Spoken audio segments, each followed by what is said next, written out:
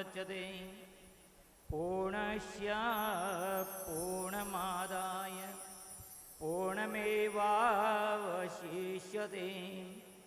ओम शांति शांति शांति। शंकरं शंकराचार्यं केशवं बादरायणं सूत्रभाष्य कृतौ वंदे भगवन्तौ पुनः पुनः।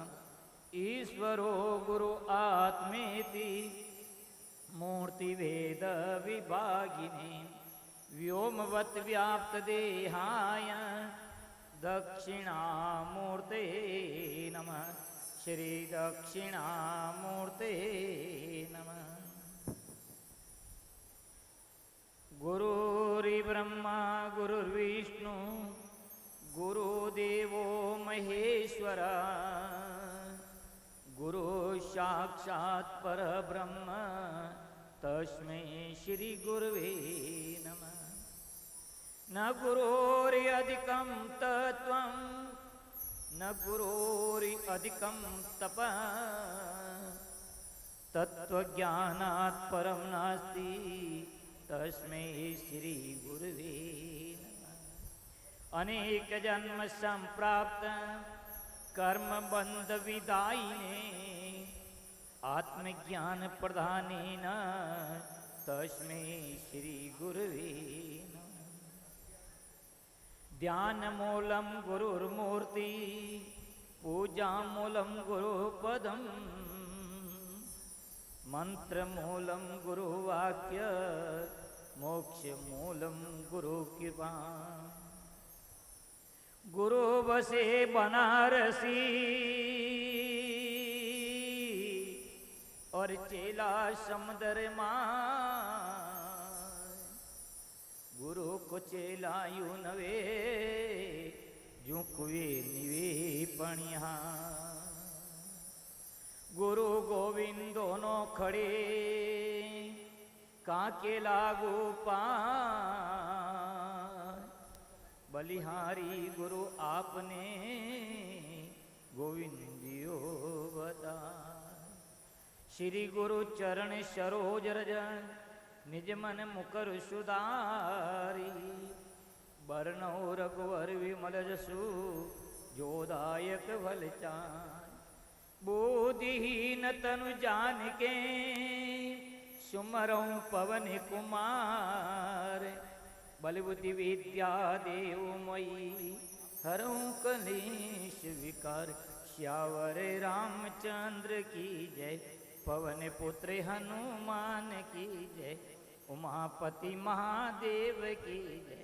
बोलो रे भाई सब संतन की जय। श्री राम जय राम श्री राम। बोलो भाई मैं श्री राम जय राम श्री राम। मैं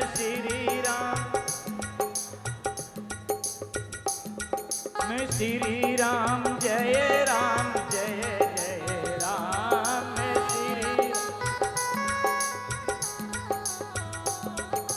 श्री राम जय राम श्री राम जय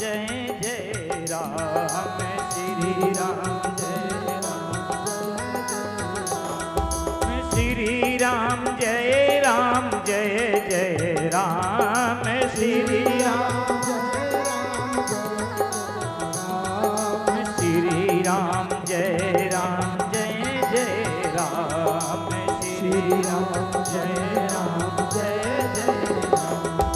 गोविंद जय जय गोपाल जय जय गोविंद जय जय गोपाल जय गोविंद जय जय गोपाल जय जय गोविंद जय जय गोपाल राधा रमण हरि गोविंद जय जय राधा रमण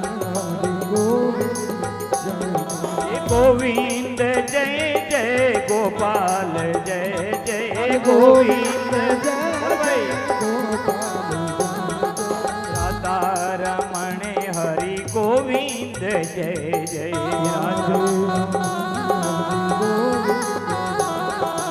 नमः शिवाय ओम नमः शिवाय नमः शिवाय ओम नमः शिवाय हरे हरे बोले नमः शिवाय ओम हरे हरे बोले नमः शिवाय ये नमः शिवाय ओम नमः शिवाय नमः नमः शिवाय ओम नमः शिवाय हरे हरे भोले नमः शिवाय हरे हरे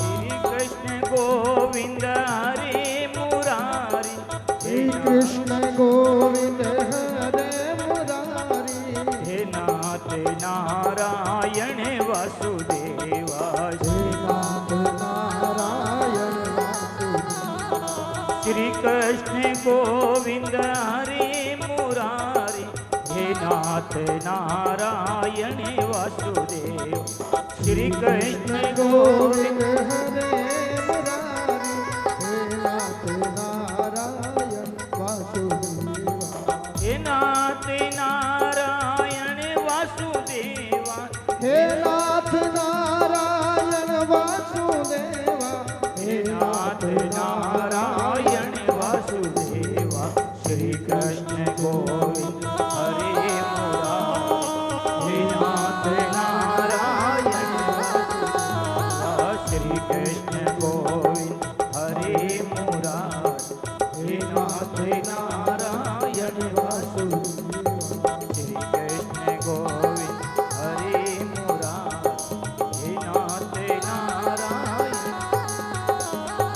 श्री कृष्ण गोविंद हरे मुरारी श्री कृष्ण गोविंद हरे मुरारी हे नाथ नारायण वासुदेवा हे नाथ नारायण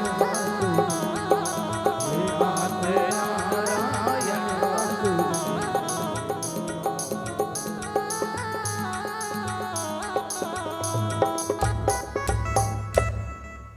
बोले कृष्ण भगवान की जय हो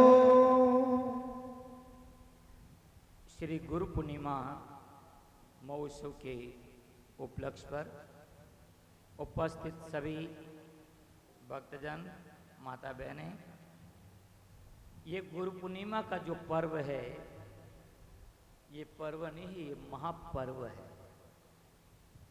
ध्यान देना, आज के दिन ही वेद व्यास जी महाराज का प्रादुर्भाव हुआ था, उनका जन्म हुआ था। वेद व्यास जी महाराज साक्षात नारायण का अवतार है, श्री हरि का अवतार है।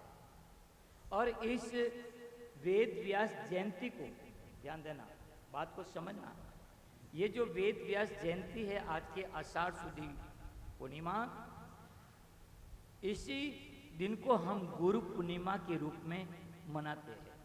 और पूरा सनातन धर्म, मैं तो यहाँ तक कहूँगा कि पूरे मानव मात्र को आज का पर्व नहीं, एक महापर्व के रूप में इनको मानना चाहिए और होना चाहिए। वेद व्यास जी महाराज का जब जन्म हुआ था, उनका प्रादुर्भाव हुआ था, तो बहने मैं कई बार इस कथा प्रसंग को बता चुका हूं कि वेद व्यास जी महाराज ने जो वेद एक था, उस एक वेद को उन्होंने और सरलीकरण करके उन्होंने 4 भागों में विभक्त किया, 4 भागों में विस्तार किया। इसलिए उनका पहले वैसे नाम था कृष्ण बड़े, परंतु उनका नाम फिर बाद में वेद व्यास, वेदों का खूब विस्तार किया। वेदों का ही नहीं, पुराण एक थी, जो 18 पुराण अपन बोलते हैं, उन पुराणों में एक पुराणी थी और उन पुराणों को भी और विस्तृत करके 18 भागों में विभक्त किया। और इस जगत के अंदर लोक कल्याण की भावना से वेद व्यास जी महाराज ने, ध्यान देना, महाभारत जैसे 1.25 लाख श्लोक की विस्तृत ग्रंथ की रचना की। जिसमें धर्म अर्थ काम मोक्ष चतुर्थ पुरुषार्थ का जहां व्याख्यान है, बड़ी विस्तृत रूप में वहां पर बताया गया। और उस महाभारत के अंदर ही श्रीमद् भगवत गीता, जो आज विश्व की समस्त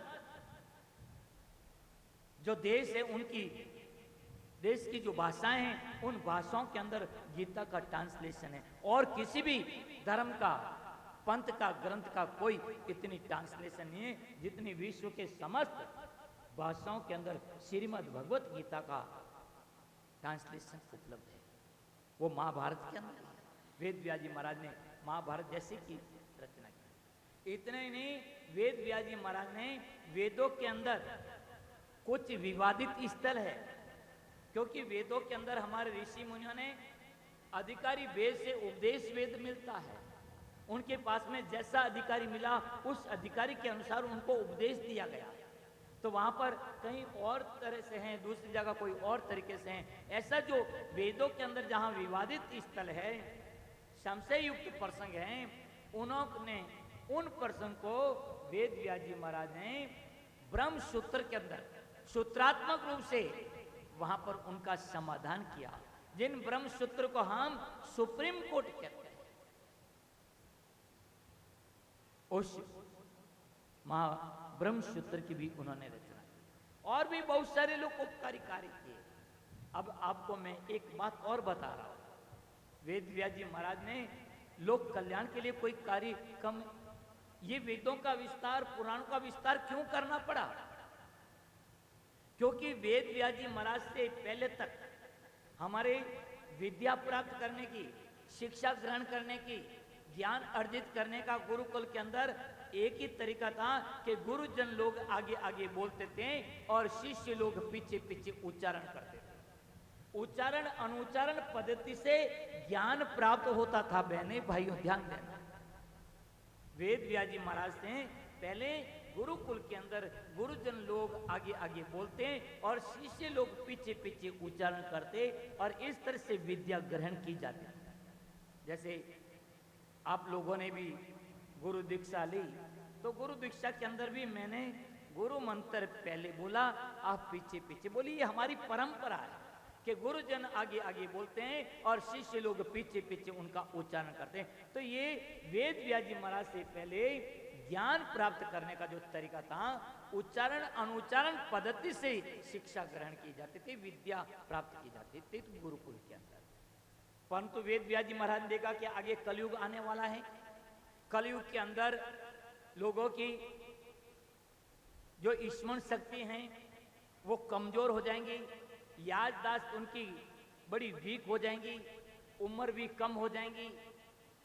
ऐसे संसार के अंदर आसक्त रहने के कारण उनकी बुद्धि की ह्रास होने से यही यदि पढ़ने का तरीका रहा कि गुरुजन लोग आगे आगे बोलेंगे, शिष्य लोग पीछे पीछे उच्चारण करेंगे, तो वैसे भी तो समाज का बहुत बड़ा भाग शिक्षा से वंचित था। उस समय हर एक शिक्षा नहीं ग्रहण कर सकता था।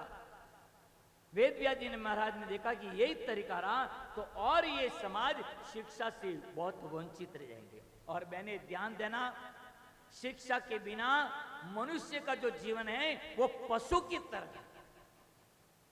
इस बात को विशेष नोट करें भाई लोग, माता बहन, शिक्षा बहुत जरूरी है। शिक्षा के बिना मनुष्य जीवन एक पशु की तरह है। और आज डिजिटल जो युग आ गया है और इस डिजिटल युग के अंदर आप यदि पढ़े लिखे नहीं हैं, हमारी आने वाली भावी पीढ़ी यदि शिक्षित नहीं है, तो आप कहीं से टच से मस नहीं हो सकते। आप कहीं अकेले नहीं आ सकते, नहीं जा सकते, कुछ भी नहीं कर सकते। शिक्षा बहुत आवश्यक है। और जब शिक्षा की बात आएगी तो हम आपसे विशेष करवत निवेदन करते हैं कि जितना आप अपने बच्चों को शिक्षा के ऊपर आप जोर दे रहे हैं, उतना अपने बच्चों को भी शिक्षा प्रदान करावे, अपनी छोकरियों को भी शिक्षा प्रदान करावे। ध्यान देना, समाज जब भी आगे बढ़ेगा, दोनों पक्ष बालक और बालिकाएं दोनों ये अच्छी तरह से शिक्षित होगी, पढ़ी लिखी होगी, तब हम समय के साथ में आगे बढ़ पाएंगे, नहीं तो हम बहुत पीछे रह जाएंगे। हम बच्चों और बच्चियों को बराबर शिक्षा ग्रहण कर, बैठ लीजिए, बैठे उधर ही बैठ जाइए, कोई आगे आने की कोशिश नहीं करे।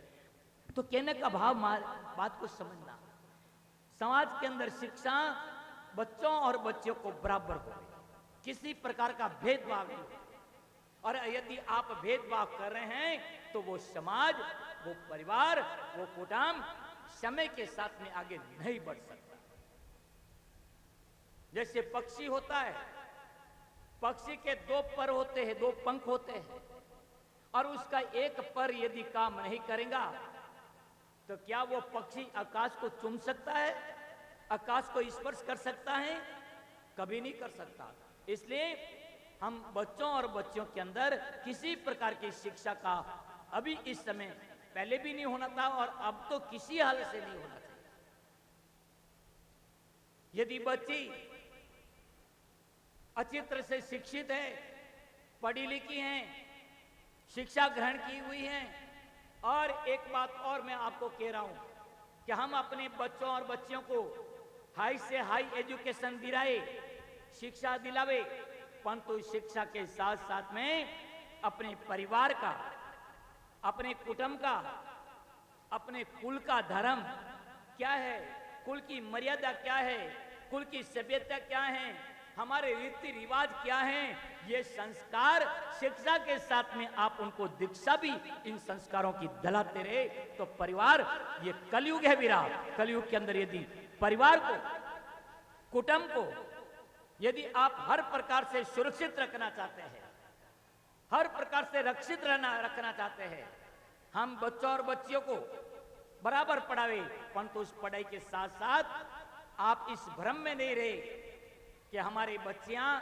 हमारे बच्चे हाई एजुकेशन ले रहे हैं, विश्वविद्यालय में पढ़ रहे हैं, उनको समझाने की जरूरत नहीं।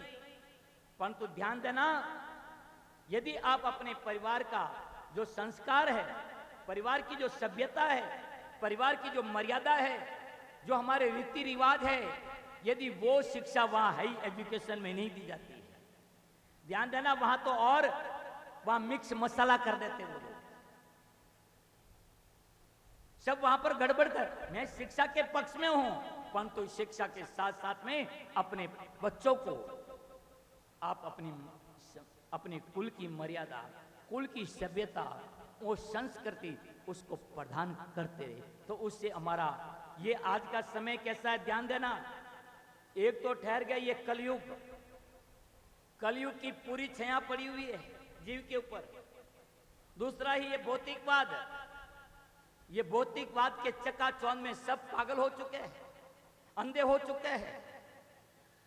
और तीसरा ही आर्थिक युग, बिना अर्थ के कोई कार्य संपन्न नहीं होता है।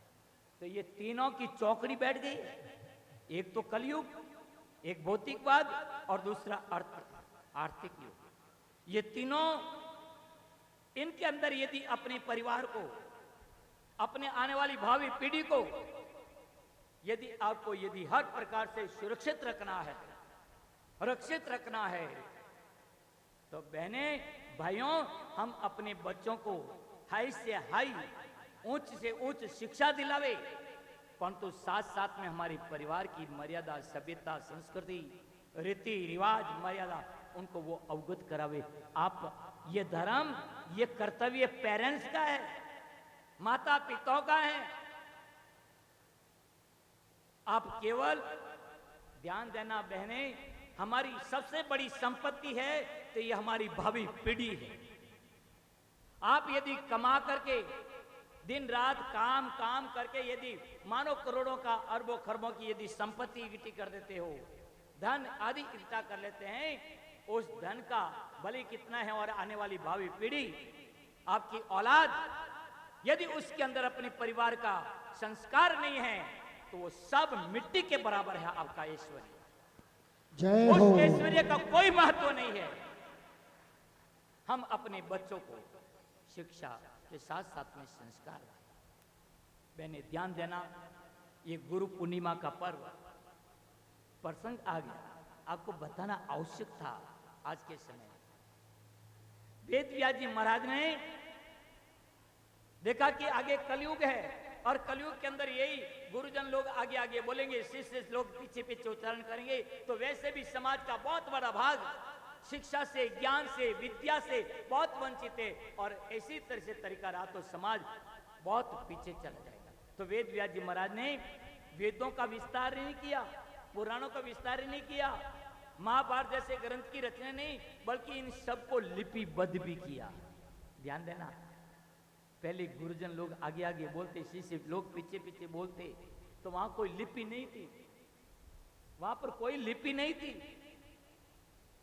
स्वर और व्यंजन हम बोलते थे अ, आ, ई, उ, परंतु उसका आकार क्या है, उसका आकृति क्या है, कोई नहीं था। तो वेद व्यास जी महाराज ने वेद पुराण आदि इनका विस्तार ही नहीं, बल्कि इनको सबको लिपिबद्ध भी किया।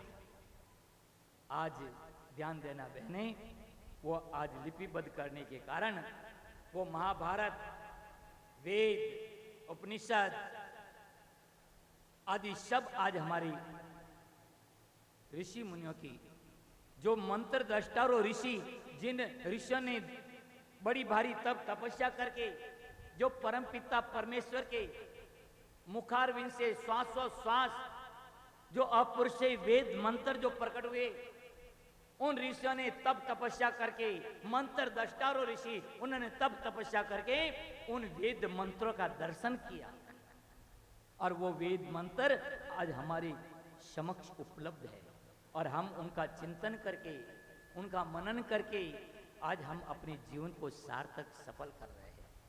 मैंने ध्यान देना, इसलिए वेद व्यास जी महाराज ने जो इन प्राणी मात्र के ऊपर जो एक कृपा की ना, उस कृपा को कभी नहीं भूलना। मतलब उन्होंने स्वर व्यंजन आदि इनको उन्होंने वेद आदि पुराण आदि सबको विस्तार नहीं, बल्कि उनको लिपिबद्ध किया, तब आज हमारे सामने उपस्थित है। इसलिए कृतम प्रति कर्तव्यम एष धर्म सनातन, हमारा सनातन धर्म उसको कहते हैं कि किसी का हमारे ऊपर कृपा है, किसी के हमारे ऊपर कृपा है, उस कृपा को कभी नहीं भूलना, सदैव उनको स्मरण रखना, उनको सनातन धर्म कहा गया। हम कौन हैं? हम सनातन धर्मी हैं। सनातन उसको कहते हैं जो सदैव बना रहता है, नित्य बना रहता है, उनका कभी अंत नहीं होता है, वो हमारा सनातन धर्म है। हमारे इस सनातन धर्म के ऊपर अनेकों यहां पर आकांता आए, आक्रमण किया, परंतु ये सनातन धर्म नहीं तो कोई मिटा सका और नहीं कोई मिटा सकेगा। ये वो सनातन धर्म है, ध्यान देना, हम उसी सनातन धर्म की परंपरा में आए।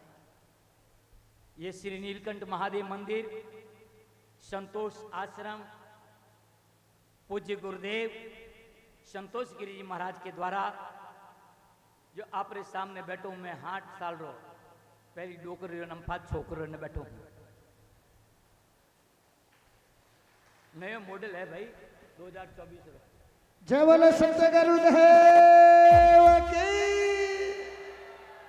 तो 60 साल पहले मैंने अटे आश्रम री गुरुदेव अटे विराजिया, तप तपस्या करी और एक पूज्य गुरुदेव री एक मन में एक भाव था कि इस आश्रम से, इस स्थान से एक समाज के अंदर बहुत बड़ा संदेश जाए। इनको हटाइए, चप्पल बाहर निकालो। ये कौन सा तरीका है? ये सत्संग है, गुरु स्थान में आए हो। बच्चों ने इतना लाड मत करो कि जो अपने माथा ऊपर पड़े। बैठो बैठो, कुर्सी दे दो, कोई नहीं हो तो। हाँ बैठ जाओ, बैठ जाओ, बैठो। गीता बहन बैठो, आप भी बैठो। माजिया नहीं बैठा दो अटे। हाँ बैठ जा माजिया। ध्यान देना, पूज्य गुरुदेव का एक भाव था कि इस स्थान से समाज के अंदर एक वो संदेश जाए, यहां से निरंतर कुछ न कुछ समाज के अंदर ज्ञान की ज्योत जलती रहे।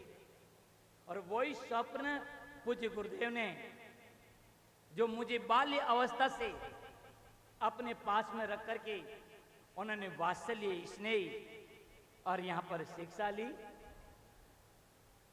और फिर बाद में हमें ते हैं जोड़ो इन चीज ने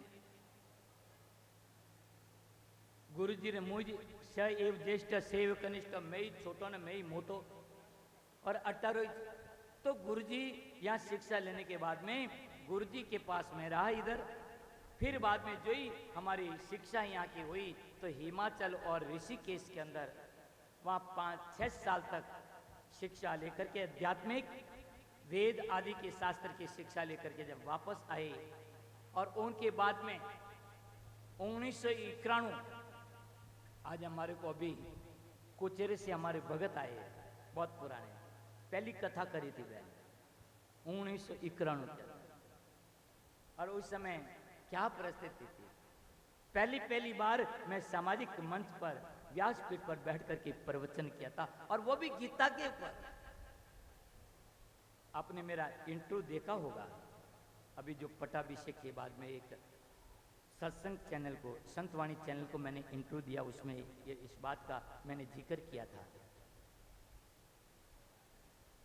तो उनके बाद में निरंतर पूज्य गुरुदेव का एक ही फोक्स रहा था मेरे ऊपर कि बेटा जब तक मैं हूं तब तक तेरी शिक्षा हो जाएगी, उनके बाद में तू पढ़ नहीं पाएगा। तो तब तक हमारे पूज्य गुरुदेव 1994 के अंदर ब्रह्मलीन हुए तब तक मुझे शिक्षा के अंदर रत रखा। हाँ फिर मैंने उनसे आज्ञा मांग ली थी 94 के अंदर ही कि गुरुजी यदि प्रवचन करने का यदि रुक गया तो जो प्रवचन करने की जो शैली है वो बाधित हो जाएंगी। तो आज्ञा लेकर के वापस 93 के अंदर सोजत में ही 4 बजे के मंदिर में कथा की थी और फिर बाद में 94 के अंदर शिवगज के अंदर लक्ष्मीदास जी के मंदिर में माली समाज के तत्वधान में वहां पहला चातुर्मास वहां वापस हुआ था मेरा। और एक बार बेर बता दूं सोजतवासियों हुन लीजो हमें आपने हुननो है ना आपने समझनो है आपने ज करनो है।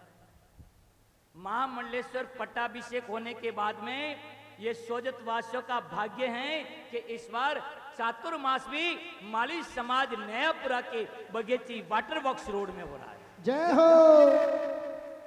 सोजत के अंदर ही चातुर्मास है बाबू और वो भी माली समाज के तत्वधान में माली समाज नयापुरा उनके तत्वधान में इस बार चातुर्मास। और ध्यान दीजिए वो चातुर्मास कोई 5 दिन के 4 दिन फचे चालू नहीं रही हो। कल होंज रही कल 4 बजे कल 4 बजे हम नेपरा माली समाज की जो हत्याई हैं वहां से गीता जी और शिव पुराण का वहां पर बदावना होगा, उनकी शोभा यात्रा निकलेंगी। तो माता बहने भाई लोगों से मेरा विशेष निवेदन है सोजत वालों से कि कल आप महामंडलेश्वर की पटाभिषेक होने के बाद में इस सोजत सिटी के अंदर ही चातुर्मास प्रारंभ हो रहा है। तो आप लोग कल शाम को 4 बजे वहां पर माली समाज नयापुरा हतई के ऊपर जो मंदिर है ठाकुर जी का आप वहां सब आए। तो कहने का मतलब कि गुरु महाराज की कृपा से निरंतर आज 30 साल हो गए कि यहाँ पर समाज के अंदर आध्यात्मिक शिक्षण ज्ञान की जोत भक्तों के हृदय के अंदर और उसी का परिणाम है कि यहाँ पर दिनों दिन प्रतिदिन आश्रम के अंदर इनका हुलिया बदलता रहता है। आश्रम के सब भक्तों का प्रयास है। हम तो केवल एक बात ध्यान देना भाई, हम तो केवल अटे झाड़ू पोछा देवा कई करा, बाकी मैंने तो थोड़ी है भाई, मैंने तो भक्तोरी है, मैं तो अटे केवल झाड़ू पोछा दे रहा हूं।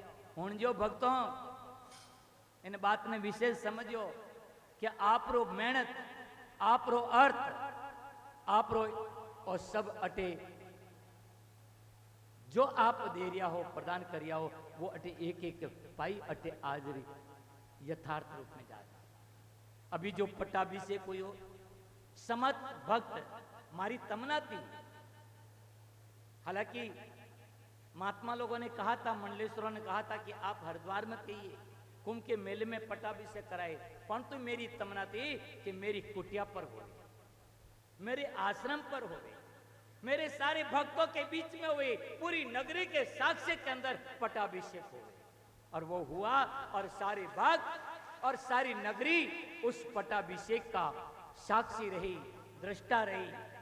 उनके आप सबका जो प्रेम, आप सबका स्नेह, प्यार और दुलार दे करके, और दूसरी बात तो सबसे बड़ी बात रही कि यहाँ पर सोजत के भाई लोगों ने, सोजत के भक्त लोगों ने और बाहर से आए सभी उन्होंने भी, और माली समाज ने जो खड़े रह करके जो 3 दिन यहाँ पर सेवा करी, और वो सेवा की सुगंध मैंने उस समय प्रारंभ में भी कहा था जब यहाँ पर मीटिंग की थी, एक सबको बुलाया था और कहा भाई अरेंजमेंट सब है, व्यवस्था सारी है, परंतु एक मारवाड़ में कहावत है, धनिया भी न धन हुनो है। व्यवस्था सब है, आपने मालिक बनने, आपने खड़ो रहना है, आपने सेवा करनी है, और आज सेवा कर न आपने यश, कीर्ति, प्रतिष्ठा एक ख्याति प्राप्त करनी। और वास्तव में सभी भक्त उस 3 दिन का पटाभिषेक में आप खड़ा रहने जो एक सेवा प्रदान करी, और वह सेवा की सुगंध, वो महक पूरे हमारे साधु समाज के अंदर भी और सभी जगह चरों, और वो महक जो आज बिखरी, उसको मैं तहे दिल से आपका आभार प्रकट कर रहा हूं कि आपने खूब उस कार्य को संभाला। आगे मेरी तमन्ना है कि और इस आश्रम के द्वारा निरंतर ज्ञान गंगा चलती रहे। इस कार्यक्रम के अंदर और तो क्या के आपको उस समय सभी भक्तों ने खूब सहयोग किया। आज की जो प्रसादी है, आज की प्रसादी हमारे हेमावास के जो भक्त हैं, श्रीमान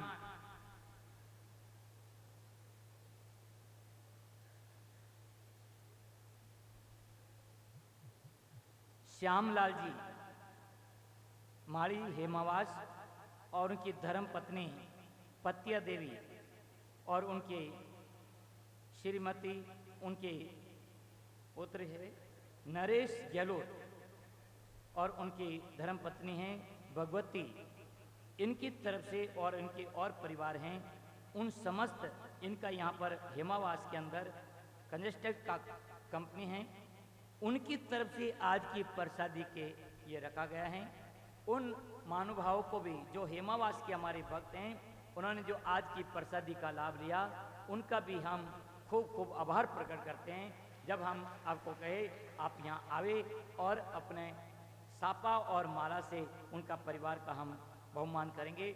और आगामी जो प्रसादी है 2025 की, उस गुरु पूर्णिमा महोत्सव के 2025 में माँ प्रसादी के जो लाभार्थी हैं, स्वर्गीय श्री दुलाराम जी पालरिया, उनके सुपुत्र श्री मोतीलाल जी और उनकी धर्म पत्नी नैनी देवी पालरिया, सोजत वालों की तरफ से 2025 के अंदर गुरु पूर्णिमा की प्रसादी के लिए 1,75,000 का सहयोग प्रदान करके उन्होंने अगली 2025 की गुरु पूर्णिमा की प्रसादी इन्होंने बुकिंग कराई। यहाँ पर अपना नाम गुरु पूर्णिमा के इस महाप्रसादी के अंदर स्वर्ण अक्षरों के अंदर अंकित कराया। बहुत बहुत धन्यवाद। इनके अपने मोतीलाल जी ने अपने पिता गिशुलाल जी और इनकी माता जी, इनकी स्मृति में ये 2025 का भी इन्होंने बुक कराया। आज की प्रसादी के जो लाभार्थी हैं हमारे श्रीमान श्यामलाल जी माड़ी जो हेमावास वाले हैं, उनकी तरफ से हैं। तो मेरा कहने का भाव था कि आज हम गुरु के पास में क्यों जाते हैं, मेरा प्रसंग वहां आ रहा था कि आज हम यहाँ पर गुरु पूर्णिमा के उत्सव पर अपने गुरु के पास में जाते हैं। किसके लिए? कि गुरु हमको परमात्मा से मिलाते हैं, गुरु हमको भगवान से मिलाते हैं। और मनुष्य का ध्यान देना, मानव जीवन की जो भलाई है, श्रेष्ठताएं, वो ईश्वर की प्राप्ति में है, और वो ईश्वर की प्राप्ति केवल और केवल एकमात्र गुरु कराते हैं। इसलिए भगत लोग भाव प्रकट करते हैं पिया जो मिलवा चालो ये सजले ने श्रृंगारो सांवरियाओ मिलवा चालो ये सजलो ने श्रृंगारो ये सजले ने श्रृंगारो सुहागण कर लेनी श्रृंगारो ओ सजलो ने श्रृंगारो सुहागण कर लो ने श्रृंगारो पिया जो मिलवा चालो ये सजले ने श्रृंगारो सांवरिया मिलवा चालो सजलो ने श्रृंगारो सजले ने श्रृंगारो सुहागण कर लेनी श्रृंगारो सजलो ने श्रृंगारो